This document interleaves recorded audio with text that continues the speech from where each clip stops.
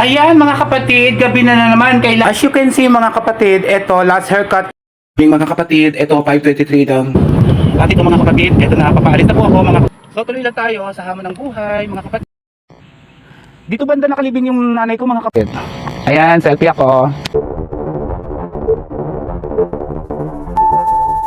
Ayan mga kapatid, gabi na naman, kailangan muna natin magpahinga para bukas na naman, laban na naman sa buhay bukas mga kapatid. Katatapos ko lang naman mag-haircut, maghapon, eto, medyo haggard na mga kapatid, pasensya na kayo, ganito talaga ang buhay natin. Kailangan natin kumayod ng kumayod para meron tayong panggasa sa araw-araw at meron tayong makain, di ba mga kapatid, sa araw-araw. So sana ma-inspire kayo sa ginagawa kong mga video mga kapatid. Good health sa atin lagi, yun lagi kong sinasabi. Sana supportahan niyo lagi ang aking mga ginagawang video. God bless and good health. As you can see mga kapatid, ito last haircut ko ngayong alas 8 na ng gabi. Super kayod pa rin maghapon nag-haircut. Ito kasi ang aking ikinabubuhay sa araw-araw para may pinagkukuhanan ako ng pambayad ko ng bills ng kuryente, tubig, ganun mga kapatid. Pero itong bahay na ito ay minana ko sa aking mga namayapang mga magulang mga kapatid. At mabuti na lang at may naiwan kahit papano ang aking mga magulang. Kaya yan napapakinabangan ko ang pwesto na ito mga kapatid. Kasi ang aking mga kapatid ay may mga sarili-sarili ng pamilya. At ito single pa rin hanggang ngayon mga kapatid at naghahanap buhay. Push lang sa laban ng buhay mga kapatid. Ganito talaga ang buhay natin sa araw-araw. Lumalaban tayo habang tayo ay nabubuhay. Magandang gabi mga kapatid. Mga kapatid, ito 5:23 lang umaga mga kapatid. Mag-o-open ako ng aking shop ngayon. Para siyempre para maghanap buhay mga kapatid. Ganun talaga yung routine ng buhay natin, di ba kapatid? Huwag tayo magsasawa sa araw-araw na pag-routine ng ating buhay mga kapatid. Talagang pabalik-balik, paulit-ulit. Kasi ang buhay ng tao talagang pabalik-balik at paulit-ulit yung mga kapatid. Wala naman akong sobra na mga kapatid.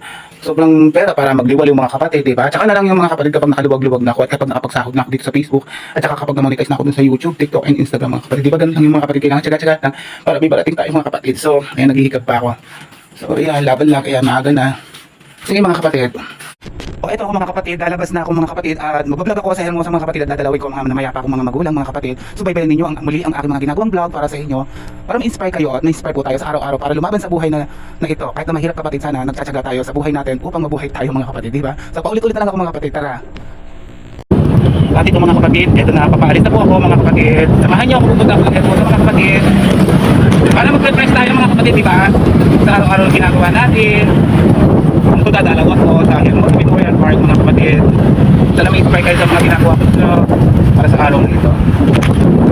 Napaka-fresh ka mga kapatid. Ito, may naaalala na naman ako mga kapatid sa video ko. Kinukuhanan ko nga ito mga kapatid. Stop muna ako dito. Ito, maaga pa mga kapatid. Alas 6 pa lang ng maaga. Kinukuhanan ko na naman to. Itong kabukira. Napaka-fresh, di ba mga kapatid? Ito, lipat daan, doon pa rin mga kapatid. Di ba ang fresh oh? Ayan mga kapatid. So tuloy lang tayo sa hamon ng buhay mga kapatid. Tara, Gora. Tara mga kapatid.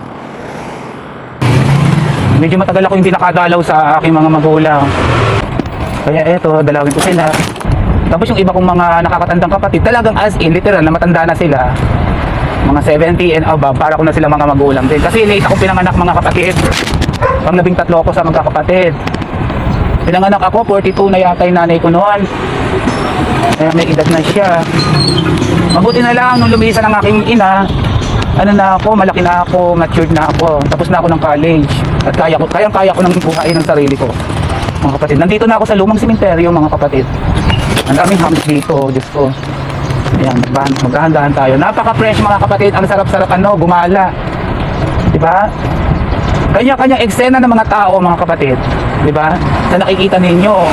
Kaya mabuti na lang pinagkalooban ako ng Panginoong Diyos. Ng Good morning po nanay. Good morning po. Diba? Naalala ko mga kapatid ang aking ina pa sa kanya. Sana nakuhaan ko siya ng video. Diba? Ganyan ang buhay ng tao mga kapatid. Lahat tayo tatanda. Lahat tayo lilisan sa mundong to.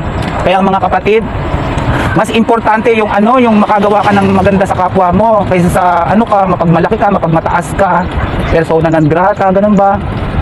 So habang nabubuhay ka mga kapatid, maganda rin yung umasenso ka dito sa buhay na to para maging komportable ang buhay mo. Pero mababaliwala lahat yon, yung taas ng pinag-aralan mo, yung achievements mo.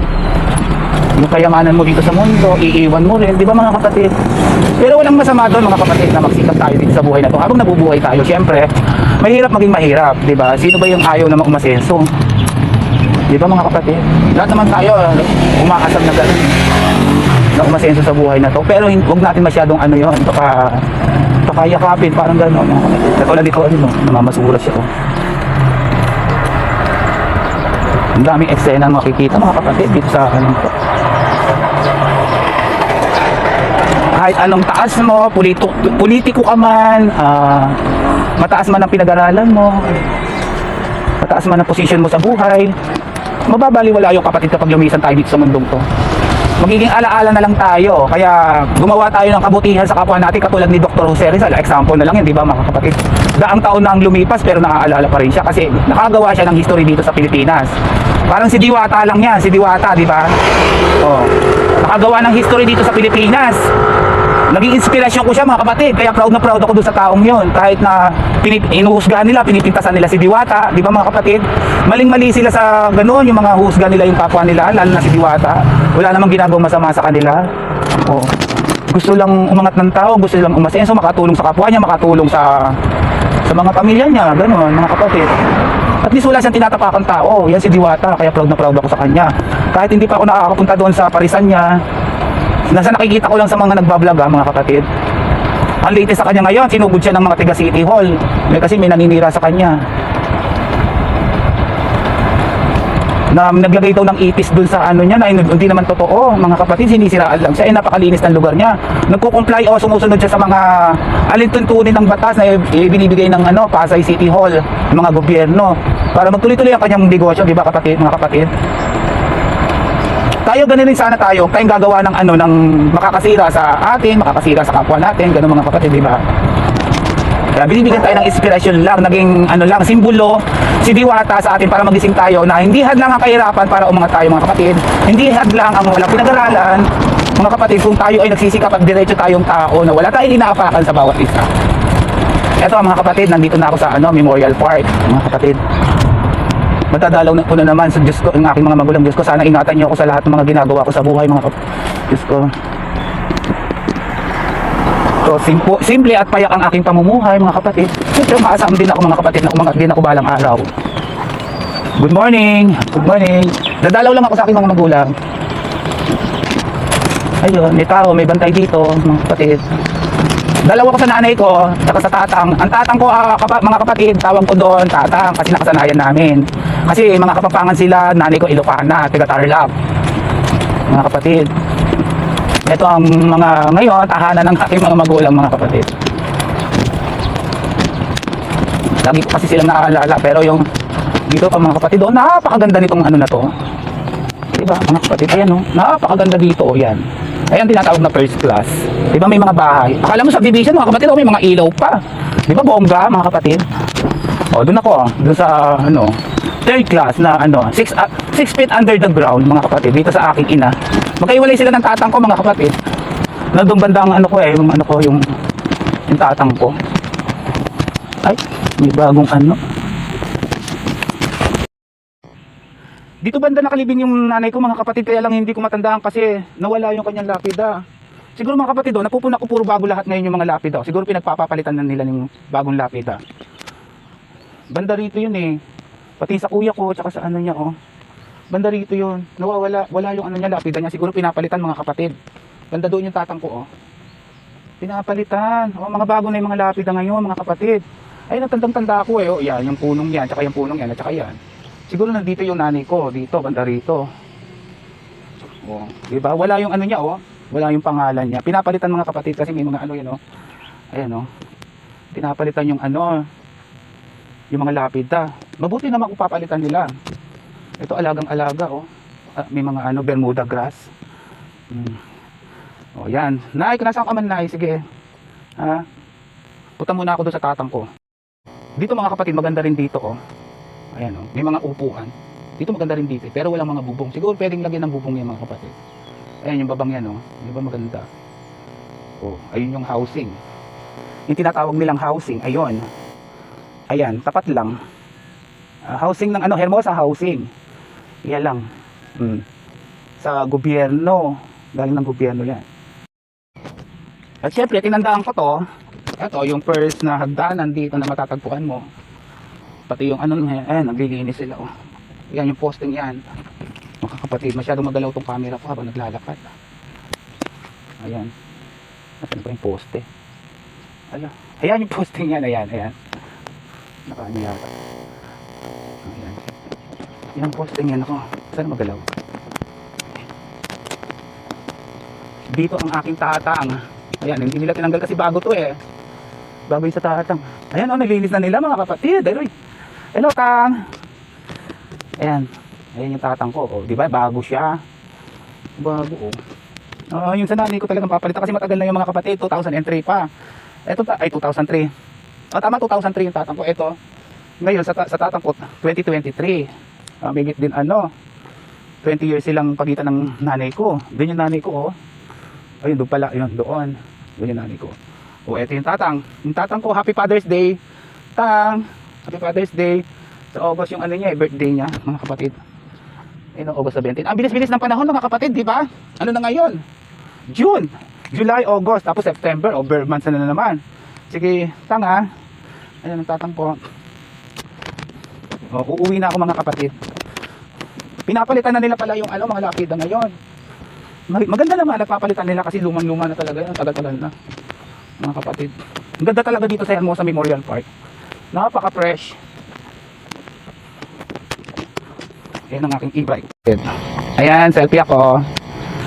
With the e-bike na napaka-useful para sa akin mga kapatid. Kahit na e-bike lang yan, napapakinabangan ko naman, di ba mga kapatid? At nakakadalaw ako sa aking mga magulang. Oh, maagang-maaga pa, wala pa akong haircut niyan. Nagpapa-appointment minsan kasi yung mga ano ko, mga kapatid, yung mga aking mga kliyente minsan sa gabi, ganyan, magchat-chat sila. Ganun kay mga client ko, maraming salamat sa mga client ko na sumusuporta sa akin mula noon hanggang ngayon. 13 years, hayaan nyo makakabawi rin ako sa inyo sa pagsuporta nyo sa aking ano kakayahan. At siyempre, alam ko sa sarili ko na magaling ako maggupit. Di ba mga kapatid? Okay, pauwi na ako mga kapatid. Tara, samahan nyo ulit ako sa aking journey mga kapatid. Tara, Gora mga kapatid. Oh, uwi na tayo. Talagang dito mga kapatid talaga, may mayaman talaga rin at may mahirap. Di ba makikita ninyo ang pagkakaiba dito sa ano, sa memorial. Kasi yung iba di ba, may mga bubong, halos bahay na mga kondominyo. Pero pagka ano ka, mahirap ka lang mga kapatid, nandoon ka sa ano, lumang simenteryo, hindi ka tulad dito, oh, di ba? Na deads na mga kapatid, meron pa ring ano, mayaman at saka ano, di ba? Pero buhay lang yung ano doon gumagawa. Siyempre gusto nila na maganda yung ano ng ano nila, na mayapa nilang mga kaanak. Miski naman ako mga kapatid, ganun din ang gusto ko sa mga magulang ko eh. Di ba, sino bang ayaw na maganda, na ikagaganda ng ano natin?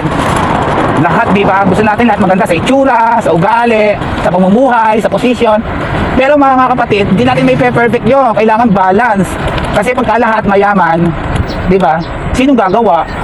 Wala, di ba mga kapatid? Ganun lang kasimple yun. Pati yung ano, pag-inog ng mundo, may araw, may gabi.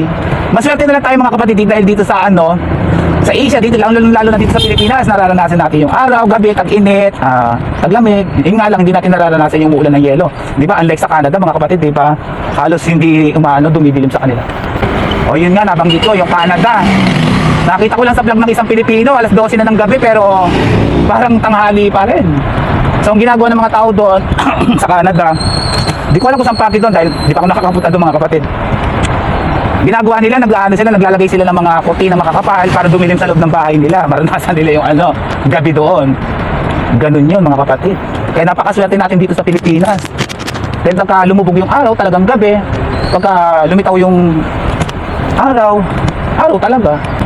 Eto, maaga pa, medyo makulimlim ngayon mga kapatid. Oh, mukhang uulan kasi malapit na yung tag-ulan mga kapatid. Dadaan nga ulit ako dun sa may murang ano, itlog na pula at saka penol. Parang feel kong bumili ngayon mga kapatid. Bibili nga ako. Sa islang yung penoy dun mga kapatid. Ayun mga kapatid yung sinasabi kong itlog na mura oh. Dito ako bumili nung nakaraan mga kapatid eh. Yung ano penoy ninyo, yung tigsa sa yung binili ko noon. Wala po kayo itlog na pula? Itigil 5 piso? Tigil 5 piso ito lang. Ito muna yung bibilin ko, yung penoy. Sa is. Ito mga kapatid. Sa is oh. Bili nga ako. 6 times 5, 30. Ayan. Ito ate. 5 lang po. O yan mga kapatid, 5 Penoy sa islang mga kapatid. Dito yan sa Bayag Caballo, San Pedro, Bataan. Diba mga kapatid? Ayun si ate oh. Ha? Wala na pong pula. Ito na lang muna. Inubo ako mga kapatid. Ayan. Medyo close pa sila mga kapatid. Madalang kasi ako makapunta dito. Dadalaw lang ako sa Hermosa Memorial Park sa aking mga magulang. Ayan, teka babayaran ko lang mga kapatid. O yan, pakayari kong bumili mga kapatid ng ng Penoy, eto. Tara, gora tayo mga kapatid. Yung bukid namin, eto hinog na yung palay mga kapatid di ba? Ang fresh talaga ng may bukid mga kapatid. Feel na feel ko yung may bukid no. Yung simbahan ng Hermosa mga kapatid, kitang-kita dito yung pinakaulo niya. Ilusog ko mga kapatid. Ayun no. Ayun yung simbahan namin ng bayan ng Hermosa mga kapatid. Gusto ko nakakita ng palayan mga kapatid. Ang sarap mag-relax pagka mayroong bukid mga kapatid. Naalala ko nung bata pa ako. May pinupuntahan akong bukid. Mamaya ipapakita ko sa inyo. Kaya lang hindi ako makakapunta mismo doon sa loob kasi meron ng may-ari magte-trespassing ako mga kapatid. Naalala ko yung tatang ko mga kapatid tsaka mga kuya ko. Pero gora tayo. Naku. Ano present pa naman.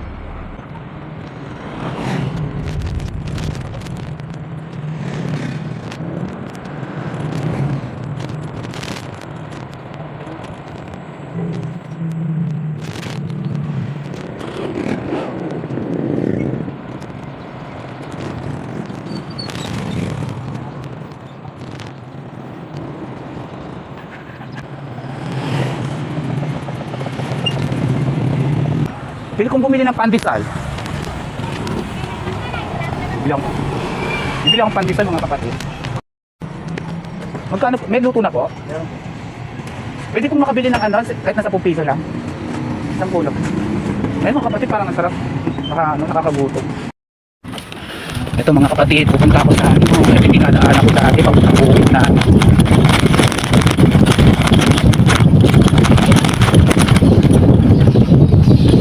madalang na lang ako makapadpad dito.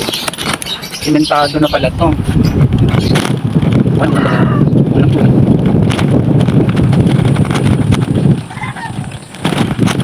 Ano ba dito? Panikas na ako. Ano ba lang dito? Ano ba? May lupit na siya kapatid. Hindi ako lang. Kasi ako sa akin kapatid. Kung sa akin namin, ito. Hindi lang talaga ko. Dito lang dito. Kuha naman lang dito. Panikas lang yung yung dinadaanan kong papuntang bukid namin mga kapatid, doon pa ayun yung Palihan Market mga kapatid diba? Ayan, paikot lang yan mga kapatid. Ayan yung Palihan Market. Ayan mga kapatid. Ayan, naalala ko lang yung tatang ko nung maliliit kami, dito kami dumadaan. Mapuya ko, ganun mga kapatid. Nakakalungkot lang isipin mga kapatid kasi diba, naging alaala na lang siya, wala na kaming bukid. Dati yan, sabi ng tatang ko, 3 hektarya. Umahani siya doon ng 300 megit na kaban mga kapatid dati noon. Nung maliliit kami. Katuwang niya yung mga kuya ko mga kapatid. Kasi bunso ako, 13 kami magkakapatid. Yung nanay ko ayaw kong palusungin sa bukid kasi nga bunso ako. Hindi ko kaya, sabi ng nanay ko. Doon lang daw ako sa bahay. So, ting-aani lang, sumasama ako. Dahil makulit ako mga kapatid, tumutulong ako talaga. Pero pilit pa rin ako tinatawag ng nanay ko, kaya mahal na mahal ko yung nanay ko Pati yung tatang ko rin, siyempre. Hanggang dito lang muna mga kapatid ang aking video. Maraming salamat sa inyong panonood. Hanggang sa muli mga kapatid, I love you and good health.